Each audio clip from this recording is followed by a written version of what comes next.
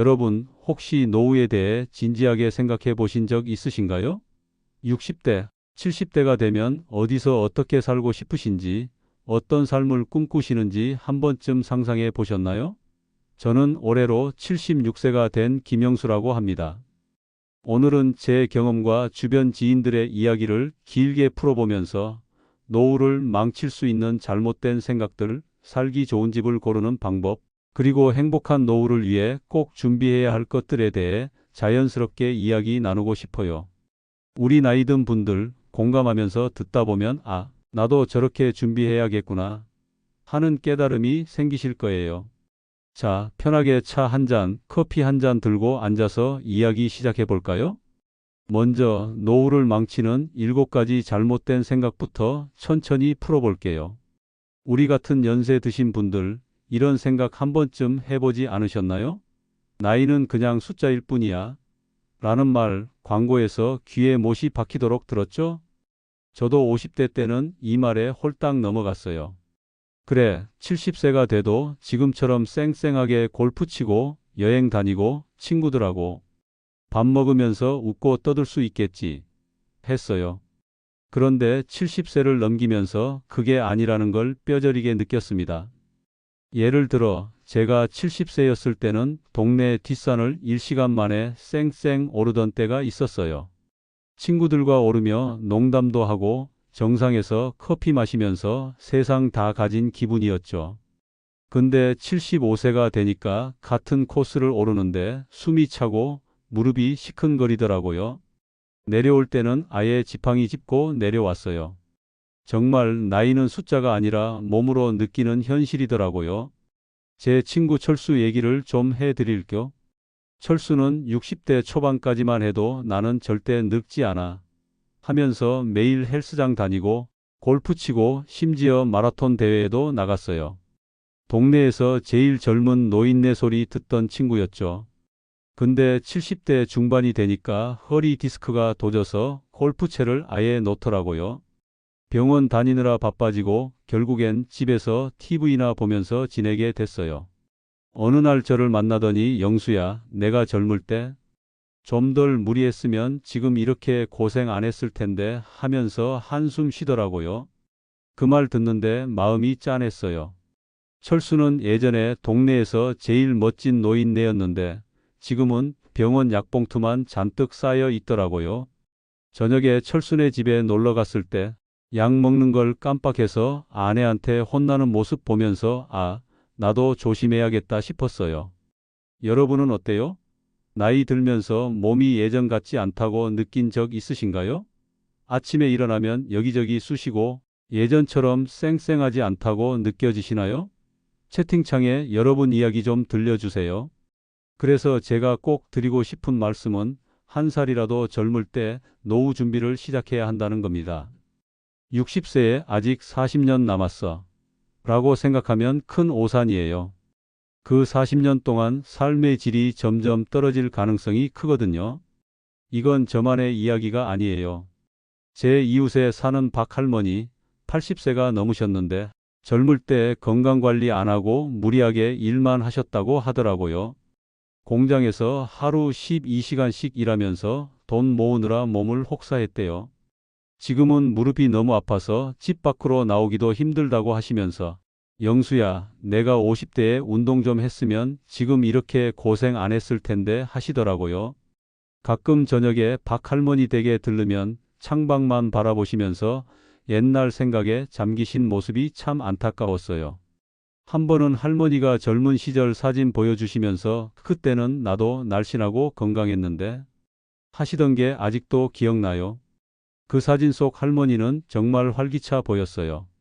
여러분은 지금 건강을 위해 뭘 하고 계신가요? 하루 10분이라도 걷기 시작하셨나요? 작은 습관이 큰 차이를 만들어요. 두 번째 잘못된 생각은 인생은 60부터야 라는 거예요. 이 말 참 낭만적으로 들리죠? 60세가 되면 직장에서 은퇴하고 자유롭게 내가 하고 싶은 일을 하면서 새 인생을 시작할 거라는 꿈. 저도 60세에 회사에서 은퇴하면서 이제 진짜 내 인생을 살아야지 했어요. 유럽 배낭여행 계획까지 세웠어요. 파리 에펠탑 앞에서 사진 찍고 이탈리아에서 피자 먹는 상상을 했죠. 근데 현실은 달랐어요. 은퇴하고 나니까 갑자기 시간이 너무 많아지는데 뭘 해야 할지 모르는 거예요. 게다가 체력도 예전 같지 않고 수입도 줄어드니까 마음대로 돈을 쓰지도 못하더라고요. 유럽 여행은커녕 동네 카페 가는 것도 부담스러울 때가 있었어요. 60세부터가 새로운 시작이 아니라 오히려 내리막길의 시작이었던 거죠. 물론 하고 싶은 일을 할 수 있다는 점에서 긍정적인 면도 있어요. 제 지인 민수 형 얘기를 해볼게요. 민수 형은 60세에 은퇴하고 그림 그리기를 시작했어요. 젊을 때는 바빠서 못했던 취미를 이제야 한다면서 엄청 좋아하셨어요. 집에 놀러 갔을 때 거실에 걸린 그림 보여주면서 이거 내가 그린 거야 하시는데 그 표정이 얼마나 행복해 보이던지. 한 번은 민수 형이 그린 꽃 그림을 선물해 줬는데 우리 집 거실에 걸어놓고 볼 때마다 기분이 좋아지더라고요.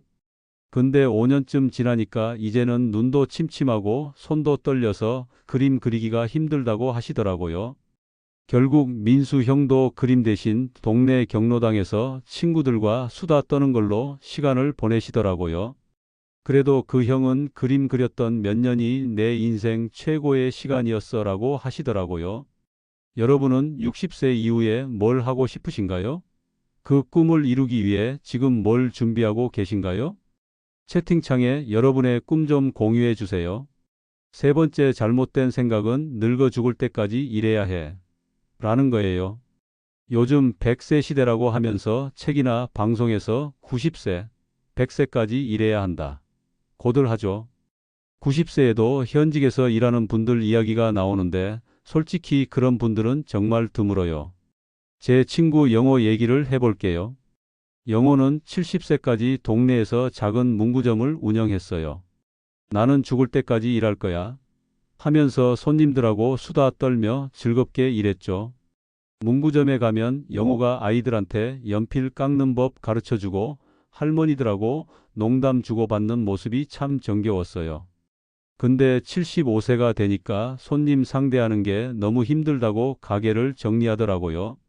지금은 동네 경로당에서 친구들과 카드놀이 하면서 지내는데 영수야, 이게 더 행복하다 하시더라고요. 한 번은 경로당에 놀러 갔을 때 영호가 카드놀이 이기고 신나게 웃으시던 모습이 떠오르네요. 저는 노후에 너무 일에 매달리기보다는 80세 정도까지 취미나 가벼운 일을 하면서 즐기는 게 맞다고 생각해요. 여러분은 노후의 일과 여가 어떻게 균형을 맞추고 싶으신가요? 일은 계속하고 싶으신가요? 아니면 여유롭게 보내고 싶으신가요? 네 번째는 100세 시대니까 40년 더 살 수 있어. 라는 착각이에요. 건강하게 오래 살고 싶다는 건 우리 모두의 바람이죠. 근데 현실은 좀 달라요. 병원이나 요양원을 가보면 아픈 분들이 정말 많아요. 저도 70대 초반까지는 큰 병 없이 지냈는데 최근에 혈압이 높아져서 약을 먹기 시작했어요. 하루에 2번 약 챙겨 먹는 게 귀찮으면서도 이걸 안 먹으면 더 큰일 나겠지 하는 생각에 억지로 먹어요. 제 이웃에 계신 최 할아버지는 80세가 넘으셨는데 젊을 때 건강 관리 안 하셨다고 하더라고요. 공사장에서 평생 일하시면서 몸을 혹사했대요. 지금은 당뇨 때문에 매일 병원 다니시는데 내가 젊을 때 운동 좀 했으면 하시면서 후회하시더라고요. 어느 날 최 할아버지 댁에 들렀을 때 병원에서 받은 약봉투를 한가득 보여주시면서 영수야, 건강은 젊을 때 지켜야 해 하시던 모습이 아직도 기억나요. 한 번은 할아버지가 젊은 시절 공사장에서 일하던 사진을 보여주시는데 그때는 정말 힘이 넘치셨더라고요. 건강은 젊을 때부터 지켜야 해요. 99세까지 팔팔하게 사는 건 정말 드문 일이에요. 그래서 저는 사사를 권해요. 사랑하며 사람답게 사는 거요. 여러분은 건강을 위해 지금 어떤 노력을 하고 계신가요? 하루에 물 한 잔 더 마시기, 계단 오르기 같은 작은 습관이라도 시작하셨나요? 다섯 번째는 나만은 멋지게 늙을 거야. 라는 생각이에요. 솔직히 늙으면 다 비슷해요. 멋진 노후를 꿈꾸는 건 좋지만 자기 관리가 없으면 힘들어요. 제 동창 상철이 얘기를 해볼게요. 상철이는 젊을 때부터 옷도 멋지게 입고 운동도 열심히 했어요. 60대까지는 동네에서 멋진 노인네 소리 듣던 친구였죠. 골프장에서 멋진 스윙 보여주고 동창회에서도 항상 주인공처럼 빛났어요. 한 번은 동창회에서 상철이가 멋진 정장 입고 와서 다들 와, 상철이 너 영화 배우 같아 했던 기억이 나요. 근데 70대가 되니까 건강이 나빠지면서 그 멋진 모습이 좀 퇴색하더라고요. 심장 문제로 병원에 자주 다니게 됐고 결국 지금은 집에서 TV나 보면서 지내요. 상철이를 만났을 때 영수야, 내가 너무 자신만만했어 하면서 한숨 쉬던 모습이 기억나요. 나만 예외일 거라는 생각은 버리고 꾸준히 자기 관리를 해야 해요. 여섯 번째는 막연히 잘 되겠지 라는 착각이에요. 국가가 알아서 해줄 거라거나 뭔가 해결책이 생길 거라고 생각하면 큰일 나요. 제 이웃에 계신 정할머니, 젊을 때 저축을 거의 안 하셨다고 하더라고요. 나라에서 연금 주겠지 했는데 국민연금만으로는 생활이 빠듯하다고 하소연하시더라고요. 어느 날 정할머니 댁에 갔을 때 전기세 고지서를 보며 한숨 쉬시던 모습이 떠오릅니다. 영수야, 내가 젊을 때 돈 좀 모았으면 이렇게 걱정 안 했을 텐데 하시더라고요. 한 번은 할머니가 옛날에 찍은 가족사진 보여주시면서 그때는 돈 걱정 없이 살았는데 하시던 게 마음 아팠어요. 준비 없이는 보람찬 노후가 오지 않아요. 여러분은 노후 자금 어떻게 준비하고 계신가요? 적금 하나라도 들어 놓으셨나요? 작은 돈이라도 모으기 시작하셨나요? 마지막 일곱 번째는 나만은 예외일 거야 라는 생각이에요. 건강, 일, 사회적 관계 다 똑같이 힘들어져요. 저도 70세까지는 나는 괜찮아 했어요. 근데 지금은 무릎도 아프고 친구들도 하나둘 떠나니까 외로움이 커지더라고요. 예전에 같이 등산 다니던 동창들, 지금은 절반 이상이 병원에 다니거나 세상을 떠났어요. 한 번은 동창회에서 빈자리가 많아서 마음이 허전했어요. 예외는 없어요. 그러니까 지금부터 준비를 잘해야 해요. 자, 이제 노후에 살기 좋은 집을 고르는 방법 5가지를 이야기해 볼게요. 집은 노후 생활의 핵심이에요. 첫 번째는 심리적 안정감이에요. 친인척이나 친구가 가까이 있으면 마음이 편하죠. 저는 아들 내외가 근처에 살아서 가끔 아픈 날 밥을 챙겨다 주는데 그게 얼마나 고마운지 몰라요. 한 번은 제가 독감으로 알아누웠을 때 며느리가 죽을 끓여줬는데 그 따뜻한 마음이 아직도 잊히지 않아요. 두 번째는 병원이나 생활 편의시설이 가까운 곳이에요. 저희 동네는 병원이 10분 거리에 있어서 참 편해요. 세 번째는 자녀와의 거리예요. 너무 멀면 급할 때 도움을 받기 힘들어요. 제 친구 민호는 자녀가 해외에 살아서 아플 때마다 혼자 병원 다니느라 힘들다고 하더라고요. 어느 날 민호가 전화해서 영수야, 아들놈이 멀리 있어서 서운하다 하시던 목소리가 아직도 생생해요. 네 번째는 생활 편익 인프라예요. 마트, 문화센터 같은 게 가까워야 삶이 풍요로워요. 저는 동네에 작은 도서관이 있어서 책 빌려 읽는 재미에 푹 빠졌어요. 한 번은 도서관에서 책 읽다가 옆자리 할머니랑 책 얘기하다가 친구가 됐어요. 마지막으로 적절한 주거 비용이에요. 소득이 줄어드는데 집세가 너무 비싸면 부담이죠. 저는 월세 대신 아파트 관리비만 내는데 그게 딱 적당하더라고요. 여러분은 지금 사는 곳 이런 조건들 만족하시나요? 채팅창에 여러분 집 이야기 좀 들려주세요. 그런데 많은 분들이 노후에 전원주택을 꿈꾸시죠. 저도 한때 전원주택에서 사는 상상을 했어요. 푸른 들판, 맑은 공기, 참 낭만적이죠. 제 친구 철민이가 전원주택에 살다가 결국 도시에 돌아온 이야기를 해드릴게요. 철민이는 60대 초반에 서울 집을 팔고 강원도에 전원주택을 샀어요. 정원 가꾸고 이웃들과 어울리면서 정말 행복해했죠. 저도 놀러 갔을 때 철민이네 정원에서 고기 구워 먹으며 여기가 천국이야 했던 기억이 나요. 철민이가 직접 키운 상추로 쌈 싸 먹는데 그 맛이 꿀맛이더라고요. 근데 5년쯤 지나니까 문제가 생겼어요. 병원이 멀어서 아플 때마다 차로 40분을 가야 했대요. 한 번은 철민이 아내가 급하게 병원에 가야 했는데 구급차 부를 때까지 애를 태웠다고 하더라고요. 게다가 자녀들이 서울에 살아서 명절에나 겨우 만났다고 하더라고요. 결국 외로움과 불편함 때문에 집을 팔고 다시 도시에 돌아왔어요. 철민이가 그러더라고요. 영수야, 전원주택은 꿈이지만 현실은 좀 달라 하면서요. 전원주택은 운동도 되고 환경도 쾌적하지만 생활 편의시설과 가족과의 거리를 잘 따져봐야 해요. 실버타운도 요즘 인기 많죠. 병원, 식사, 문화시설 다 갖춰져 있어서 좋아 보이잖아요. 제 지인 중에 실버타운에 입주했던 분이 계세요. 그분은 70대 초반에 실버타운에 들어갔는데 처음엔 친구도 많고 밥도 나와서 좋았대요. 저도 그분 초대받아서 실버타운 구경 갔었는데 식당에서 밥이 나오고 동아리 활동도 있어서 이야, 여기가 노인 천국이네 했어요. 그분이 동아리에서 만든 도자기 보여주시는데 정말 정성 들인 작품이더라고요. 근데 1년쯤 지나니까 그분이 답답해 하더라고요. 노인들만 있는 환경이 고립된 느낌이 들고 젊은 사람이나 아이들 볼 기회가 없어서 지쳤다고 했어요.